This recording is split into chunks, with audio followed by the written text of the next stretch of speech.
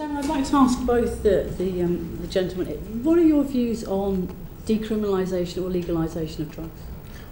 Chip's already been pretty clear on the subject. I'm not a legal expert. I'm saying that it's, to a drug addict, the legal status is irrelevant. It's at best an inconvenience. If you need to get drugs because you're a drug addict, you're going to get drugs regardless of their legal status. So the more money you waste in administering and controlling that, I think there's a futility. So would you be in favour or not?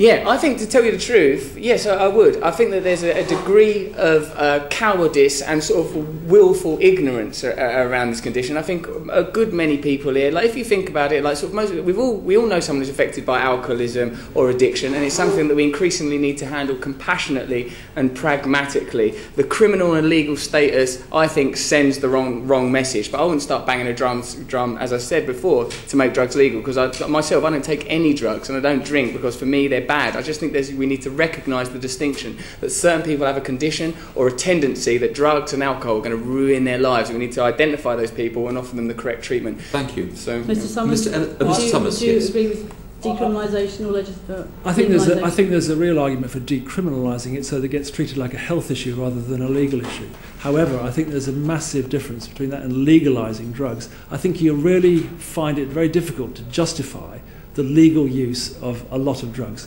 You can't really justify the legal use of heroin, crack cocaine, or any of those drugs. There's no medical or legal reason why people should be able to use those drugs.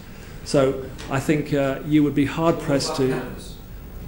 I think cannabis is probably the one you could make an argument for. But you wouldn't support the legalisation of cannabis? I think it's the one that is most likely to be... the one that you've got a chance of kind of actually sort of putting forward an argument of justification. I don't think there's any justification for the legalisation. Yes, of course. Lorraine Fulbright has another.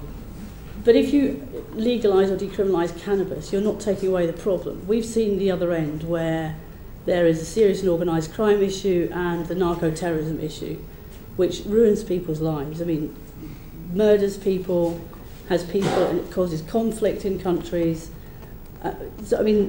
I'm not advocating the legalisation of cannabis. I'm just saying that if there was any drug at all that you could put forward an argument for legal, cannabis is the one you've got the best chance with.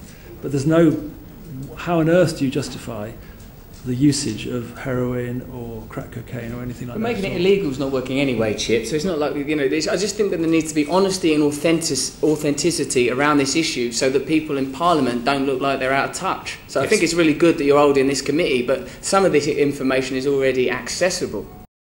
My message isn't for young people. My message is for people that have this condition of addiction.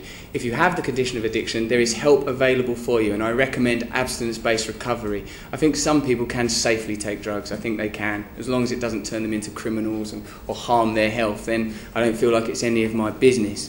So I'm not here to do some Just Say No stuff. The kids that sung that Just Say No were all taking drugs in the White House when they were visiting Nancy Reagan. It's a further demonstration of the disjunct between reality and authenticity. Let's have an authentic, truthful, honest debate and some funding for abstinence-based recovery.